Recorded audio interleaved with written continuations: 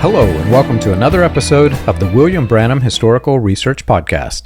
I'm your host, John Collins, the author and founder of William Branham Historical Research at william-branham.org, and with me I have my co-host and friend, Steve Montgomery, the author of The Converging Apostasy and A Quick Outline of Hands-On Eschatology, A Matter of Timing and Agency. And together, we're examining the themes of apostasy in the New Apostolic Reformation and its history. Steve, it's good to finally be back. It's been a while. And to talk about this subject today, which is going to be very fascinating for me. Up to this point, I have studied most of the things that you've talked about in the podcasts and read through your book, so I'm familiar with most of it up to this point.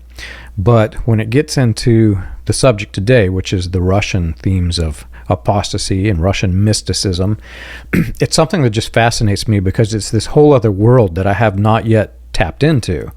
The closest I've come is, you've probably seen these videos, trying to remember the name of them, but it's a spy show, and they're going into Russia, and the Russians have all joined this mysterious cult, and it's taken over the Kremlin, and they're trying to break through. You know the story, and I'll let you explain what it is because everybody should know that history. It's kind of famous, but that's the limit of what I know towards Russian mysticism and Russian history, but it has had a huge impact on the rest of the world, more than most people realize. Yeah, it's good to be back again also, John.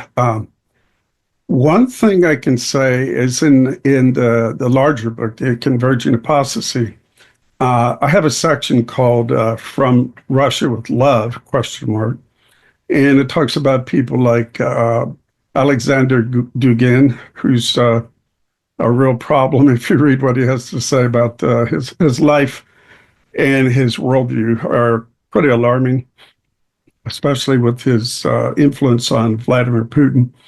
And then one of the biggest names in that mysticism from Russia is actually Vladimir Solovyov, which we've already talked about him. So this is some similar stuff, but it's not necessarily focusing on those two guys.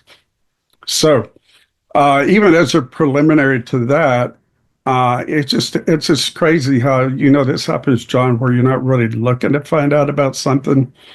And people that, they say, what are you seeing there? What are you talking about? Well, this is based on a short drive in the Houston area. And if you've ever been to Houston, that's not always a short drive due to the bumper-to-bumper traffic jams that you get, and it's also a big city spread out a long ways.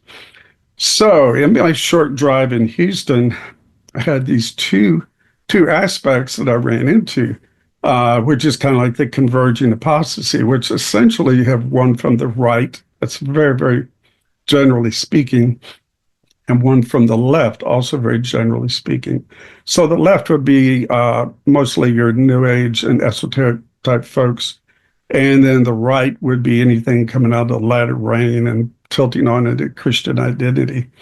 And so, yeah, there's many points in which these converge. But more particularly, this is what I observed when I was on the roadways in Houston. On the right, meaning on my right-hand side, and also the right religiously, politically, there was a bumper sticker on the back of a church, on the back of a truck, which said, "Keep America Great." So, okay, I kind of get the idea where that one's coming from. And on the left, there was a car, and it had a sticker on the back that says, "As above, so also below." My wife said, "What is that?" And I kind of wanted to hold back because it's an awfully big subject. But sufficient to say it's completely in the New Age, occultic, esoteric realm that you run into that phrase. And this actually led into, we haven't talked since the 4th of July, but I had some Neoplatonist leftovers that I ran into. Okay, so one, Neoplatonists, we talked about calling down angels is a big component with that belief system. So one, as I recall hearing a song, all the way back in 1984 by Amy Grant. She called it angels. And she says pretty much basically the divine protection can at times come in the form of angels. So to quote her, she said, "Got his angels watching over me. Every move I make, angels watching over me." Okay, so that's going backwards. Now, go back just to this recently big event that we had for the 4th of July. So if you happen to be watching the TV, the popular singer, I was going to say country, but she does country, pop, other stuff, Trisha Yearwood, got on and sang a couple of tunes. So because of the nature of the song and because I just can't let go, I have to dig in and find out for myself. I found out she does attend a church called Christ Church USA in Nashville, Tennessee. Okay, fine. That's good to know. But I looked at it a little bit more in particular, and they believe in, quote, the spiritual gifts, which means they speak in tongues, prophesy, and do other things, and maybe have a connection to the NAR. I don't know that. But online, they label themselves as a non-denominational church that teaches the fivefold ministry. Okay, John, for you, myself, and many others, we kind of see a red flag going up there with the fivefold ministry. So let's hear what Yearwood has to say about angels in her song. She had a song called Bringing the Angels, and she performed that, like I said, the 2025 4th of July celebration in New York City. So how is this different in any way from Amy Grant's song? Essentially, it's this, and this is the Neoplatonist angle. Yearwood's song puts the human will as what is engaged to call angels. So she says, direct quote here, "I'm bringing the angels, I'm calling them down." Okay, that could go from anywhere from NAR to Latter Rain to William Branham talking like that.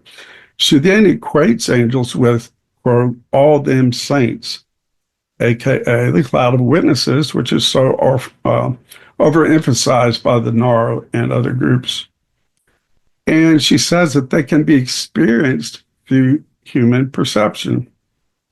She says, quote, "I can hear them, I can feel them." Okay, so just biblically speaking, are we supposed to be calling down angels so that we can hear them and feel them? I would put my foot forward and say, no, we're not supposed to do that. I don't think she's a heretic.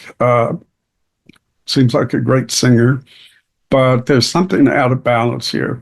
So I would say that this has clear Neoplatonist leanings, like those of Jane Lead, her disciples in the Latter Rain movement of 1948, and with the NAR prophets, Gwen Shaw, Cindy Jacobs, Jennifer LeClaire, and Bill Hammond.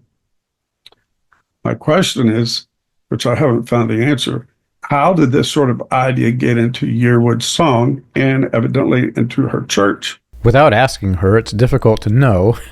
However, if you look at the way that the Latter Rain movement shifted Christianity and upended Christianity, because it really flipped it on its head.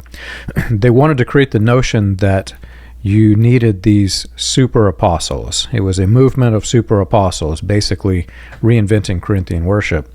Well, if you follow that out to its logical conclusion, these super apostles then become your spiritual elders and they're your spiritual guides, many of which, ironically, were claiming that they had angels with them.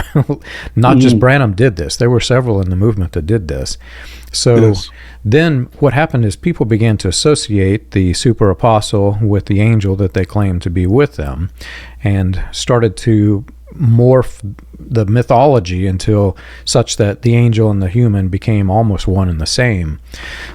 The problem is, because the focus was so shifted upon the human being and the alleged angel that's with them, they started to think of these as almost deities. Not quite, but almost. Then when they died, now they become God's generals, as you know. Well, what if these generals come back and talk to us in spirit? That wasn't that uncommon in the Latter Rain movement. So they basically took the worship of the dead saints that they condemned the Catholics for, and they brought it into Protestantism through this weird mythology. And like I said, this is developing in the United States, but in Russia, something very similar was evolving at the same time. Yeah, you're setting this up well with the notes I have coming up here. So the main point I'm looking here is what I'm thinking of as sort of a circle of apostasy. And so I'm thinking Russian mysticism.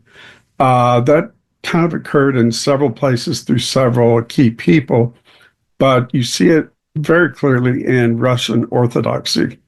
And so something that occurred in Russia, which is more of a history lesson, but their instability became a breeding ground for apostasy.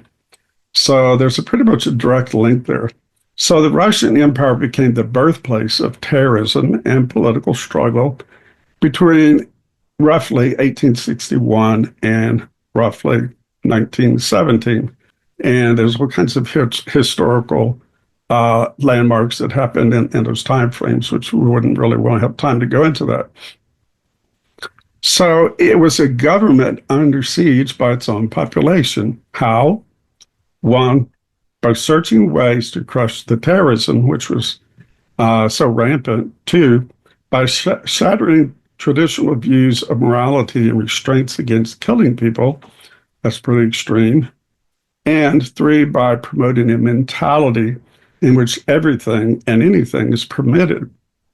As a result, the Russian dream, we hear the kind of like the American dream, make America great again.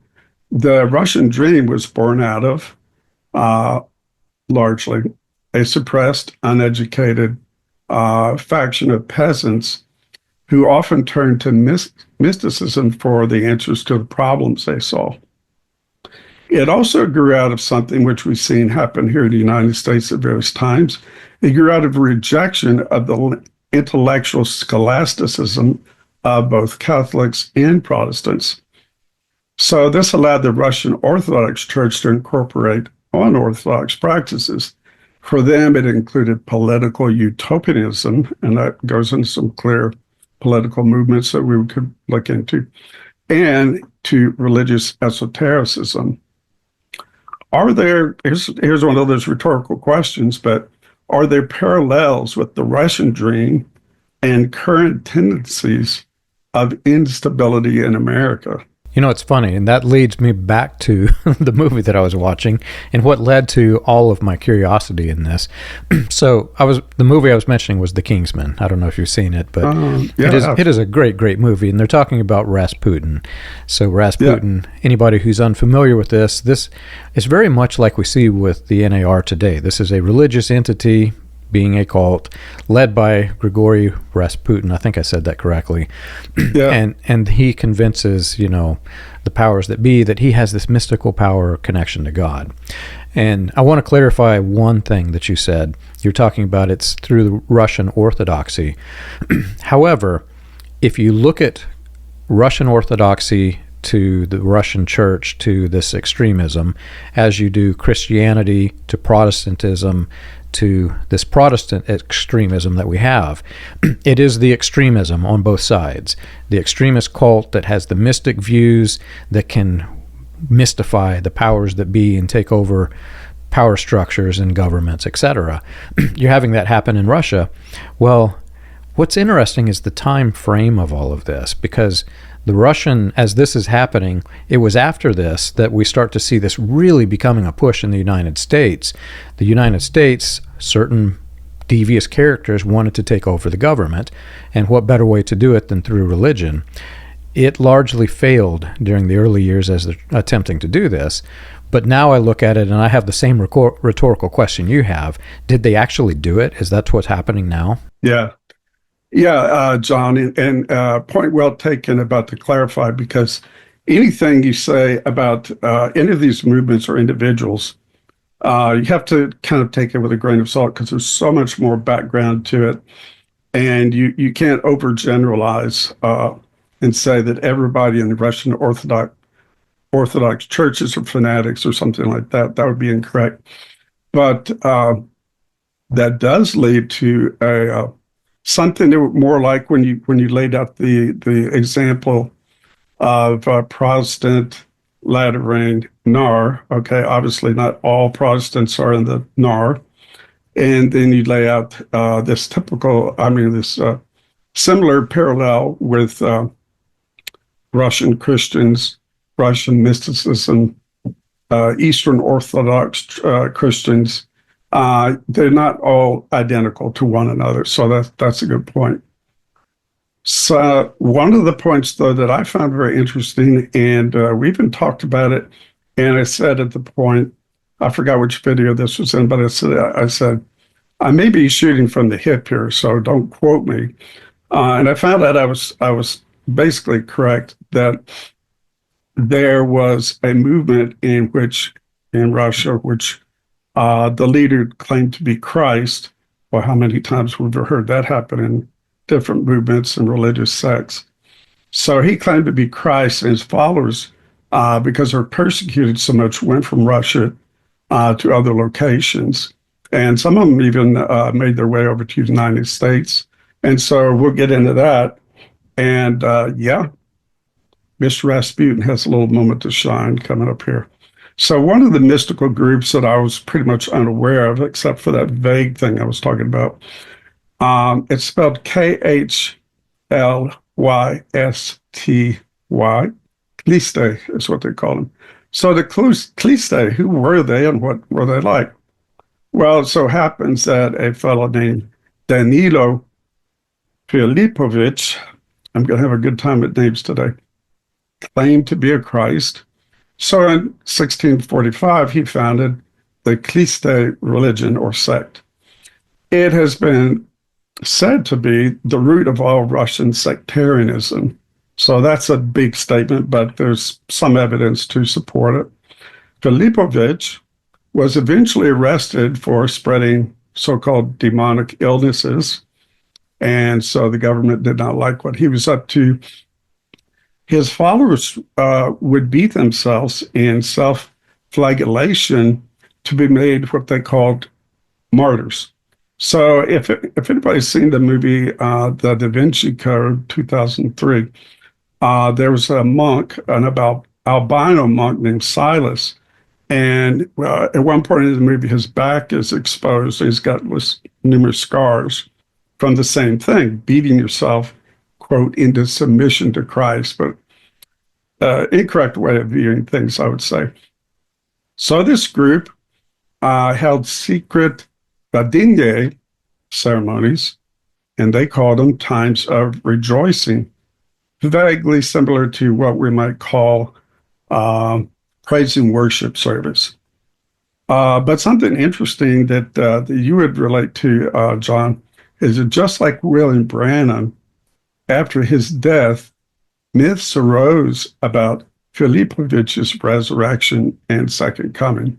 And you go back to the Bible, it says there will be Christs and false Christs. And when you read this, you don't think that people will actually do it. Who would be stupid enough to do that? And who would have the gall to do it and call themselves Christian when the Bible so plainly says this?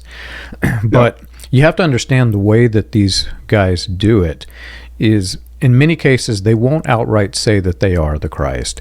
What they will instead do is they will drop hints for you to follow, little breadcrumbs, to lead you to that conclusion. And after they've hooked enough people to believing that they are the Christ, then they can openly declare, yes, I am. Or sometimes they, like William Branham, he did the same thing. And it wasn't until the last, I want to say it was like 30 days before he died, was the only time that he ever declared it fairly publicly. And even then, he didn't come out and say, I'm the Christ. Instead, he said, the Elijah of this day is the Christ. But he had convinced his followers that he was this Elijah. So they leave you these breadcrumbs, and they set themselves up to be beyond the super apostle. They are the Messiah. Yeah. And one of the things that I find extremely interesting, not good, but this is a question I kind of posed to myself as I was gathering information. I said to myself, how do the beliefs and practices of the Khlysts compare with those of the NAR and their ideological forerunners. So here's what I came up with in my searches. Just like the 17th century mystic Jane Lead, they became known for their elitist claims to, quote, personify Christ. This was a big deal for her. She said that over and over and over in her writings. You don't necessarily hear that in the NAR, but you get pretty much the equivalent of it in how they carry out their doctrines. Like many esotericists, they say that Jesus was just one of many who became filled with the Spirit of Christ. You get that implied in some people with the NAR and some manifest sons of God teachers, but it's even more clear in the esoteric world. They also claim that the leaders of each of their congregations, which they called arcs, as in a ship, an ark, each one of those arcs had its own Christ and its own Mother of God. So, kind of like the Moonies, you got the Heavenly Father and Heavenly Mother. The Khlysty would chant what they called the Jesus prayer over and over to experience the presence of God. Now, if you've done, John, I know you've done this. I'm not sure who's listening, if they've heard about this before, but pretty much you can say anything from the Bible, from just nonsense. You can, chant phrases from Buddha. And if you do it enough, you kind of zone out and you get a mild euphoric, mild hypnotic state. So they would say the Jesus prayer over and over, and they would say, oh, it's the presence of God. Here's what they called the Jesus prayer. Lord Jesus Christ, Son of God, have mercy on me, a sinner. All right, so you can hear that's scriptural, but its use becomes the vain babblings and repetitions of the pagan, as Christ inferred. Like participants of the Latter Rain and NAR, prolonged fasting was promoted. As a result, they became known as the postnika, also called the fasters, loosely translated. This one was a bit odd. They were very extreme.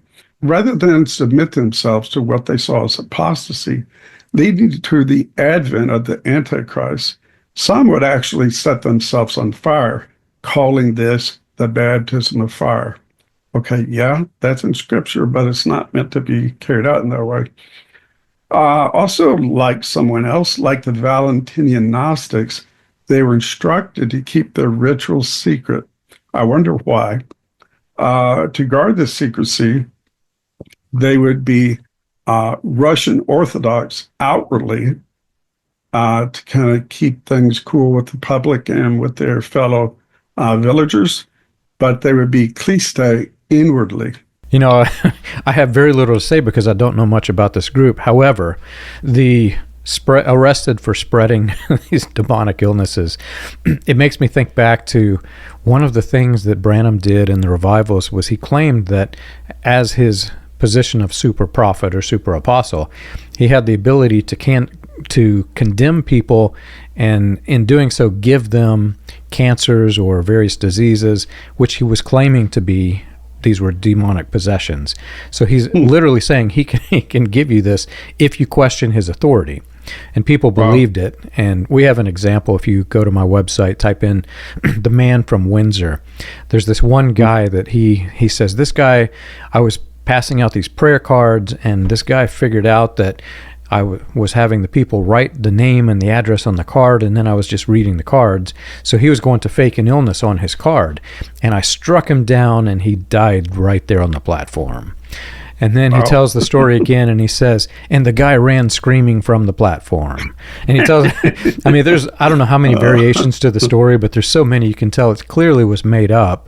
Otherwise, it would have stuck in his head. But he's doing the same thing. He's casting these demons. And in this one aspect, I'm not a big fan of Russia, but in this one aspect, I think people like this should be arrested.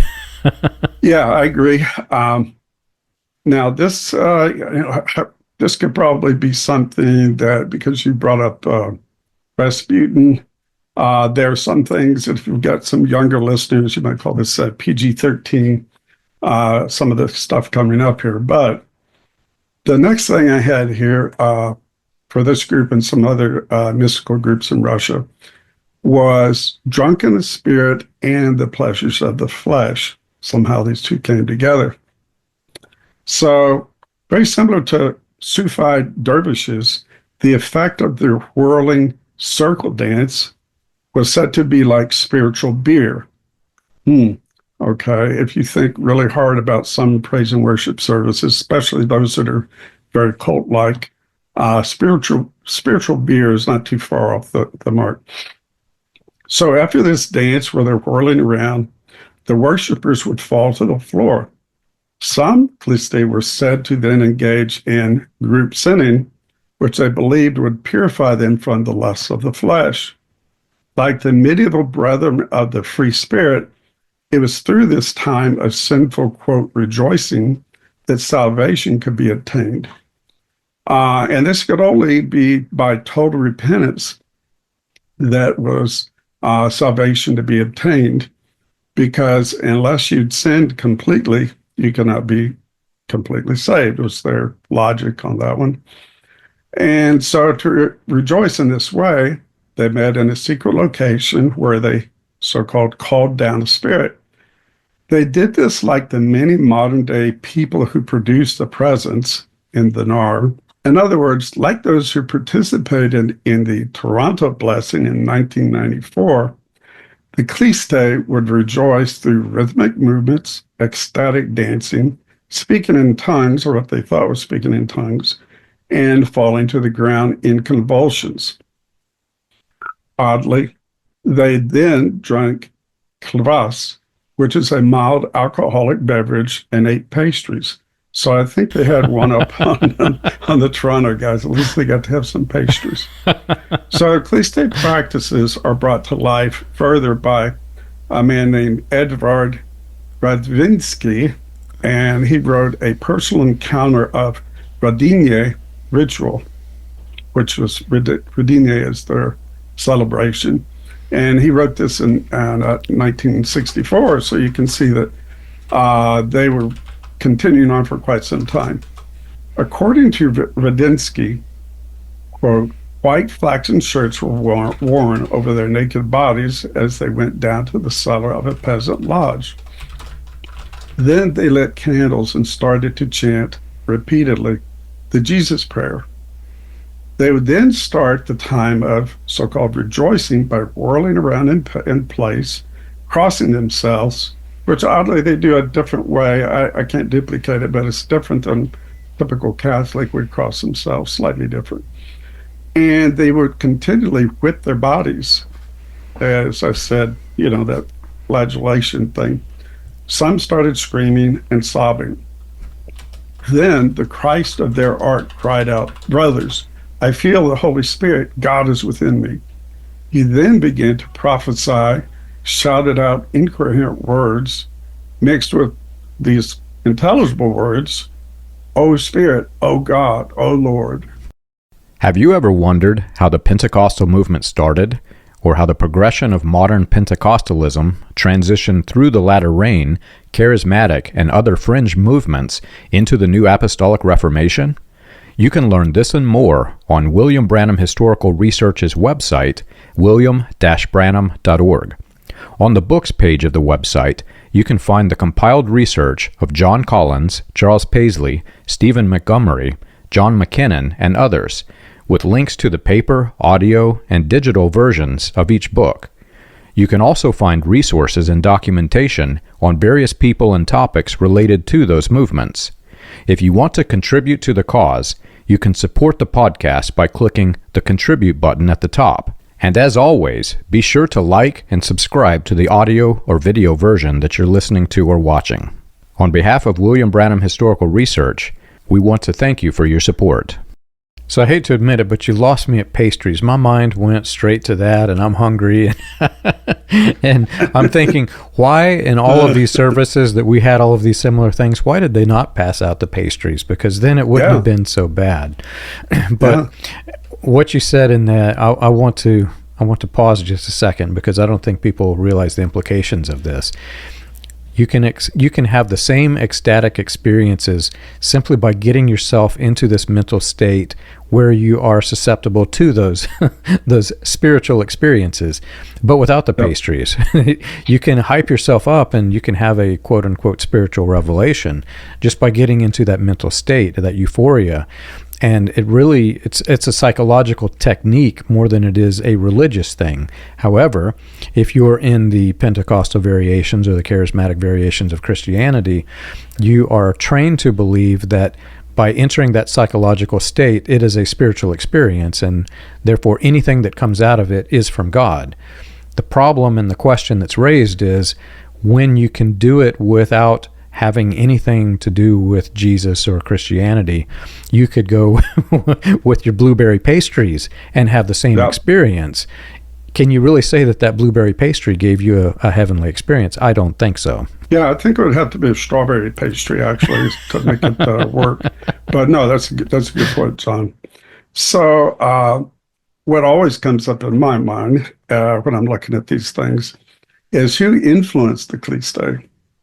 Okay, it didn't take too much searching until I found somebody who influenced Jane Lead, who's probably one of the central people of the entire occult world, who influenced Helena Blavatsky and even Satanists like Aleister Crowley look at this guy and say, oh, yeah, he was really something. And that is the German mystic Jacob Boehm, or Jacob Boehm. So he had a very significant influence on some other Russian mystics, but this included the Khlysty. And to be more specific, Boehm's ideas were brought to Russia in the 17th century. What a busy time that was spiritually, by a fella who I probably going to mispronounce his first name, Kieranus Kuhlman. And Kuhlman traveled to Moscow and began to spread Boehm's mystical revelations. In 1669, at the age of 18, Kuhlman said that he had a vision of Jesus. Well, when did he have this vision of Jesus? It was directly after reading Boehm's work called the Mysterium Magnum. Kuhlman's followers believed that he would bring in the new millennium. This is kind of a mouthful here, but I'll try to break it down where it's easy to understand. Similar to Norfolk, who are following this urge to take dominion, to establish the seven mountains, and then carry out the written judgments of God. Similar to that, Kuhlman said that his goal was to have Protestants and Ottomans join forces to destroy Catholic Europe and the Pope in order to establish the kingdom of Jesus. Well, unfortunately for Kuhlman, he was tortured and burned at the stake for heresy in 1689. So like I said, Steve, you're going outside of my research a bit, and my brain is crying squirrel. First you mentioned pastries, and my head went there. Well, you started talking about drinking, drunk in the spirit, and the squirrel that hit me at that point was this lady that is known as Hatchet Granny. I don't know if you know this story, but there was a lady literally elderly lady nicknamed Hatchet Granny.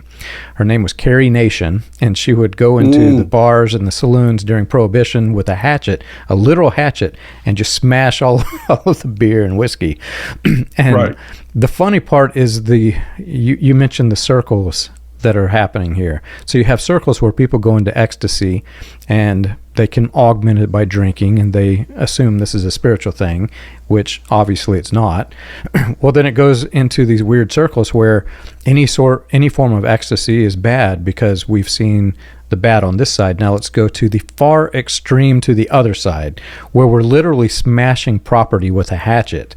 And then it'll swing back again to, in the NAR, I had a conversation earlier today where the leaders of the NAR are getting exposed for their drunken parties, and some of them are in religions where you're not supposed to drink in their frame of mind. So it keeps going in these weird circles that spins. But in the end, what you're saying is correct. people find ways to get into the spirit of ecstasy, and you find some bozo who is just nutty enough to say, I have a religion about this ecstasy, and I'm going to teach you how this brings you closer to God, but you need to get there through me. Yeah, and you know what? There's an expert that I'm sure I'm absolutely sure you've read about his findings about this sort of stuff in religious cults.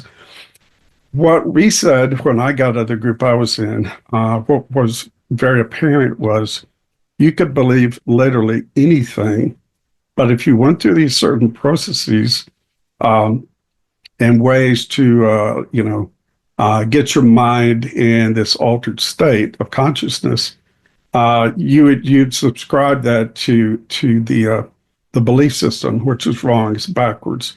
So we'd have this joke about. Actually, there was a religious cult. Actually, it was kind of thumbing their nose at religious cults, and they called it the Church of Bob. All praise Bob, and yada yada, blah blah blah. Then they would do certain things to get them, quote, in the spirit of Bob, and they would hyperventilate, fall on the ground, and say all these odd things. But the fellow that I know, I heard him once in a YouTube interview saying that he could take somebody, because he's a psychologist. They could take somebody and through a few suggestions, make them see a bright shining light. And he was not a mystical guy. He was not highly religious, but he just knew the right mental manipulations to demonstrate how easily and how possible it is to get folks to experience whatever you want them to. And then that becomes the proof that the group they're in and the teachings and revelations are, quote, of God. So like a lot of these groups, the Khlysts suffered a lot of persecution. Throughout their history, this came pretty much from the government, sometimes from other religions, other factions, the Orthodox Church. And this actually pushed them to migrate from Russia to Romania. That's the part that I'd remembered saying something about that in a previous podcast. And yep, the influential Russian Orthodox mystic Grigory Rasputin was investigated in 1903 and in 1907 under the charges of spreading Khlysty doctrine. Okay, like that was a bad thing. The government didn't like that. He was never found guilty, but the rumors about this linked to him and the sect continued. And like I said earlier, that's the history that I saw in a movie, but I had heard the history before the movie, so I knew it existed. But it wasn't until watching the movie that I began to piece together the links between the types of religion that I left and the types of the religion that take over the governments. And I started to recognize, wait a minute, they are one and the same. If you can bring anybody's mind into this spiritual state where they're in such a state of euphoria that they don't question you, you can do anything. I mean, you can conquer the world like this. So I'm watching Rasputin do this in a movie, which is, parts of the movie weren't quite historically accurate, and I knew some of that history. But the part that's interesting, the part that they went to the extremes with, they were augmenting the power of this religion to such an extent that I think that they were trying to over-exaggerate it, but even missed the mark as to the level of control that actually can be achieved through these things. And I'm going, all that is in my head, and I'm processing and realizing that we're in a dangerous place in the country today because we're seeing exactly that, but under the name of Christianity in the United States. Yeah, point well taken on that. That's very accurate. The thing I was thinking when you were saying that is I pretty much remember when my son was at the age of watching various Disney movies, animated, there must have been something that I saw where it was about the influence of Rasputin on Russian nobility. But he was, again, probably historically inaccurate to a large degree. But yeah, here's another one, is that his name still comes up this way. They say that that in the same way that Steve Bannon influenced Trump, in the same way that Dugin, meaning Alexander Dugin, influences Vladimir Putin. They call Dugin, I've heard him compared to the Rasputin of Vladimir Putin, which is not a good thing. Yeah. So now we get to something that is very interesting that caught my ear, and it makes me want to learn more. But I found out about these Sons of Freedom. The Sons of Freedom were an offshoot of the Khlysts, so it's offshoot of an offshoot, which I know you've said that many times, John. They splinter, they go into different groups, and sometimes maintain a lot of the original stuff, but other times become really distinct. So this is interesting. With the financial support of the Russian Orthodox author Leo Tolstoy, around 7,500 of the Sons of Freedom fled persecution, moving to Canada between 1898 and 1903. So if you look into Tolstoy, of course, War and Peace and the many novels that he was famous for, he was interesting in that he was Orthodox in a sense, and I think he might have been excommunicated at one point because his views were so contrary to the Orthodox Church. So the Sons of Freedom rejected all forms of state interference, such as compulsory education in government schools and the use of tax money for the military. Oddly, they would protest these policies through arson and public nudity. How that helped their cause, I'm not really sure. Interestingly, during 1947 and 1948, the Sons of Freedom performed many acts of arson and nudity in Saskatchewan. I know Saskatchewan is a big place, but it was the birthplace, so to speak, of the Latter Rain movement. Then in 1953, 174 of their children were forcibly detained by the government. This led to more violent confrontations between the Sons of Freedom and the Royal Canadian Mounted Police. And I can't help but see something about Dudley Do-Right in my head every time I say that. In total, the Sons of Freedom committed 1,112 separate acts of arson. This cost the government over $20 million in damages to public schools, and they seem to like to hit railway bridges. Now, here's a thought that could be a bit controversial, but it really hits me strong. Like, kind of like you said, we're in a dangerous spot.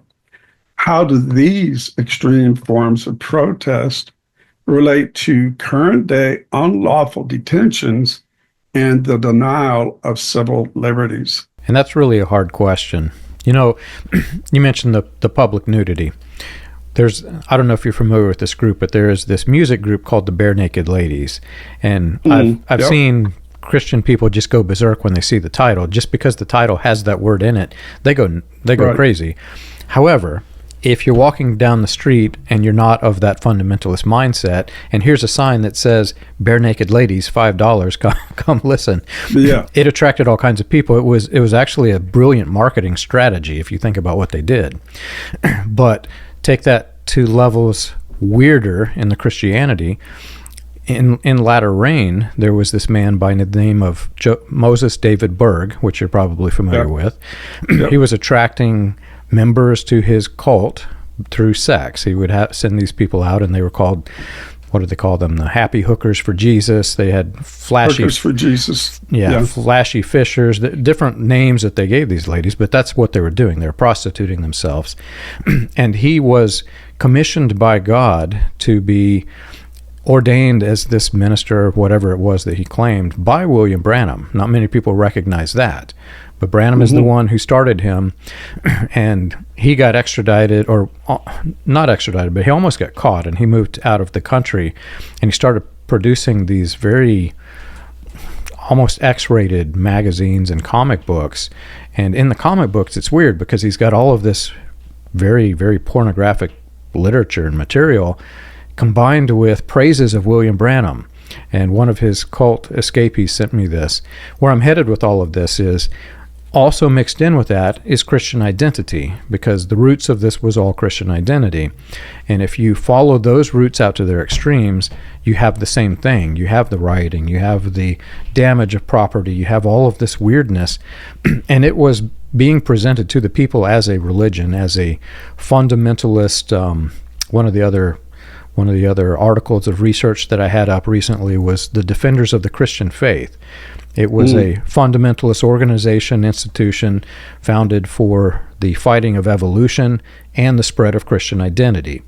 And there were men, famous men like Charles Fuller of the Fuller Theological Seminary, from which C. Peter Wagner was, gained his fame. He was a member of the Defenders, so he's in all of this. You can't say that Fuller and the Fuller Theological Seminary are extremists to the level of violence, but they're in a movement that is, and that movement is tied to religion. So you have levels of extreme, and all of this extremism is branching off of the main sect of Christianity. So these extreme sects are very dangerous. Yeah, the part about the racial components with Moses David Berg, he would call himself,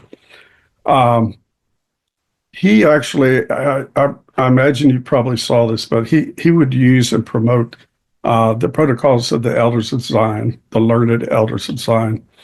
And obviously, if you know about that text, he was using that to excoriate Jews. He also had some comments about blacks and the entire race that can only be called racist. But the pamphlets you're talking about, I'd like to be able to unsee those. But when I was helping to counsel people out of the Children of God, one of the bits of information we got a hold of, the materials, to understand the group and know, okay, this is what they've been accustomed to. They were called Mo letters. And they would say, Hookers for Jesus, and they would say flirty fish. So you go flirty fishing. And this was apparently to use any means possible, including sexuality and sexual favors, to get people into the group. And they actually had something that runs really parallel to the Moonies. The Moonies would say heavenly deception. So you can tell the world anything. Tell them, you're raising money for Christian rehab or for homeless children. And in fact, it's going straight to Reverend Moon and his organization. Well, the Children of God had a similar idea. And some people, ex-members of the group that I met, they said they used this phrase. They called the world, people in the world were systemites. So you could lie to him, steal, do whatever you want, and you were not beholden to act by any Christian standards, because they, the world, were obviously not of Christ. They were of the devil. Therefore, that means you can use the devil's tactics to get what was stolen from the church, from his version of Christianity. So yeah, terrible group. Another thing that's became a little bit more current day, mysticism in Russian Orthodox Church was what they called Innocentism, and this was a Christian charismatic group that split off from the Russian Orthodox Church. They were active in both the Soviet Union and in Romania in the early 20th century. They were followers of a guy named Ioan Levizor, who took on the monastic name of Innocente, aka the Heavenly Emperor. Okay, that's what it basically translates to. Levizor claimed to have heard a voice tell him, "The time has come, hurry up." 3 days later, he said he saw the Mother of God. In order to hurry up, he preached that the Antichrist would soon appear in Russia. Are Christians today being told to hurry up at the expense of sound doctrine? And with that, I would say absolutely. We see that fear is probably the strongest tie that binds people to the cult. There's this fear of urgency. There's this fear that the Antichrist is coming. I grew up with this fear. The Antichrist had set up its kingdom in various places, depending on which sermon you listen to. There's a little bit of conflict there. But in the end, they were coming to invade the United States, which ultimately was the Christian identity doctrine. They were saying that they're coming into the United States. They would soon set up our kingdom here. So we were taught to be afraid of this happening, and that fear binds people. And there's always that hint of urgency. If you can add a hint of urgency to whatever is your platform, they're like, oh my gosh, I must hurry. I must make the decision. I must stay. And that's what binds it all together. Okay, so more about Levisor and his followers is this. They believed that he was the Holy Spirit in human form. And based on that belief, they claimed that he could do many miracles. Levisor would allegedly ascend to heaven every evening as one of the miracles he would perform. Like William Branham and many other false prophets, Levisor set a date for the end of the world. This is a problem when somebody does that, because it's hard to backtrack it, as many groups have found out. He stated that the world would end on April the 12th, 1913. This led him to ban all marriages and to praise free love as a gift for the New Jerusalem. In 1914, according to his followers, Levisor was captured and subjected to the most horrifying tortures. For 40 days, he was chained, crowned, and with thorns on his head, and made to sit naked on broken glass. That's in their account. Levisor's followers were subjected to Stalin's Great Purge, which was basically from 1936 to 1938. This Great Purge included anarchist nuns who were executed for so-called committing crimes against the state. So, as we know in history, Lenin, Stalin, Mao, a lot of folks, Hitler, would claim that people were committing crimes against the state, and therefore lock them up, throw away the key, or go ahead and execute them. Then in 1947, 10 anarchist leaders were sent to Joseph Stalin's corrective labor camps, aka the Gulag system, which is essentially like Hitler's concentration camps. But they gave it a euphemistic name, that maybe like they've got bad karma if you're talking New Age. Yeah, we're just going to send you to a corrective labor camp. No, this is not punishment. We'll take good care of you. So anyway, that's what happened to the leaders of that group. And the only interesting comment that I have for that, which is, it's a little bit out there, but not many people are aware of this. William Branham worked closely with a Congressman, William D. Upshaw, who was the head of the Prohibition movement. Upshaw was also a leader in the Klan and defended the Klan in Washington. Well, Upshaw joined into the Latter Rain movement, and he was a strong promoter of Branham's ministries. Right across the river in Louisville, Kentucky, there's a history museum, and for a while they had this big section of William D. Upshaw and how William Branham had healed him right in this museum in Louisville. Well, I can't remember what year it was, sometime in the 50s, the Latter Rain guys sent this letter to Joseph Stalin, and William Branham's signature was on it. He talks about it on recording, how they were trying to, I guess, convert Stalin during his last days of his ministry, or last days of his empire. Where it gets really odd is there's a period of time in which everybody in the United States is so strongly against Russia and communism, and they think that it is the Antichrist. That's spreading throughout the movement. Branham himself did the same thing. But in the moments when they're trying to convert him, Branham condemns anybody who says that Stalin is the Antichrist. He says those two spirits will be so close they'll deceive the very elect if possible. It's not Stalin. And then later he changes his tune because apparently Stalin never converted to Latter Rain. Yeah, it's a crazy world. Now, I can tell you, John, just whatever your schedule looks good for it. This, as always happens, unlocked the door to a lot of other stuff. And it's probably something, if you'd like to do it in the future, there's pretty much a part 2 to the Russian mysticism, and just a lot of fascinating folks. And Absolutely. some of them have some actual real ties to folks in the Latter Rain or folks that influence the Latter Rain. So like John Portage, there's a big connection between him and some of the Russian mystics. So, well, thank you so much for doing this, Steve. I enjoyed it, John. Well, if you've enjoyed our show and you want more information, you can check us out on the web. You can find us at william-branham.org. For more about the dark side of the New Apostolic Reformation, you can read Weaponized Religion, From Christian Identity to the NAR. And for more about the Converging Apostasy, you can read the book The Converging Apostasy, and also A Quick Outline on Hands-on Eschatology, A Matter of Timing and Agency.